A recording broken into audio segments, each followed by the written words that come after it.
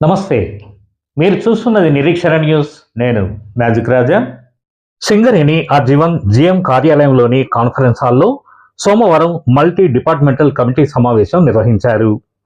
ఈ సందర్భంగా జీఎం లలిత్ కుమార్ మాట్లాడుతూ, సీఎండి బలరాం ఆదేశాల మేరకు కంపెనీ పరిస్థితులు, ఉత్పత్తి వ్యయం, అమ్మకంతో వస్తున్న ఆదాయం, లాభాలు, నష్టాలు, సరిచేసుకోవాల్సిన లోపాలు, మార్కెట్ పరిస్థితులను ఈ సమావేశంలో సమగ్రంగా చర్చించడం జరిగిందన్నారు.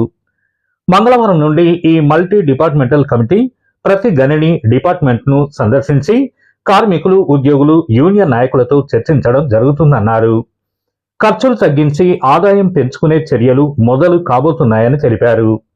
ఇంకా ఈ సమావేశంలో ఎస్ఓటు GM Anjaneya Prasad, personal manager Ravinder Reddy, గుర్తింపు సంఘం నాయకులు ఆరెల్లి పోసం తదితరులు పాల్గొన్నారు.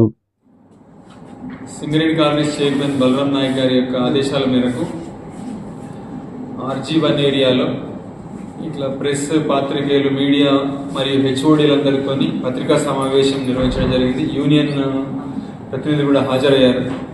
ఇందులో ముఖ్యంగా ఏంటంటే కంపెనీ పరిస్థితులు,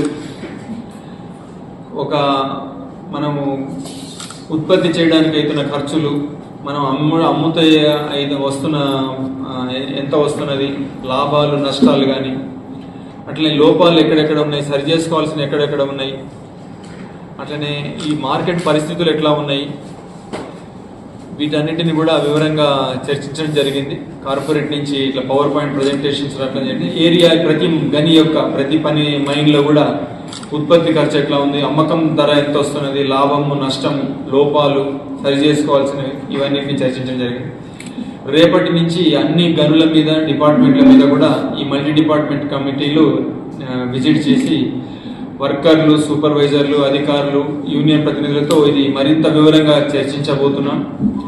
చేసుకొని వాళ్ళ నుంచి సలహాలు తీసుకోవడం కానీ, ఇటు మేనేజ్మెంట్ యొక్క అబ్జర్వేషన్స్ కానీ చెప్పి ఇటు మెరుగుపరచడానికి ప్రయత్నాలు జరుగుతున్నాయి. గత మల్టీ డిపార్ట్మెంట్ తర్వాత జీడీకే లెవెనింగ్ క్లైన్లో 3వ కంటిన్యూస్ మేము పెట్టాలని సలహా వచ్చింది. చైర్మన్ గారు చెప్పిన మీదట ఈ నెలలో దాని టెండర్లు ఫ్లోట్ అవుతున్నాయి. మా అంచనా సుమారు అది కనుక చేసినట్టే 110 కోట్ల నష్టాన్ని ఒక 50-60 కోట్ల నష్టం తగ్గించే అవకాశం ఉంది. ఈ రకంగా మల్టీ డిపార్ట్మెంట్ల ద్వారా ఖర్చును తగ్గించుకుంటూ, ఉత్పాదకతను పెంచుకుంటూ వివిధ రకాల చర్యలు తీసుకునే యొక్క కార్యక్రమం రేపటి నుంచి కూడా మొదలైంది. మన నిరీక్షణ న్యూస్ను వాచ్ చేయండి, లైక్ చేయండి, సబ్స్క్రైబ్ చేయండి, మీ మిత్రులకు షేర్ చేయండి.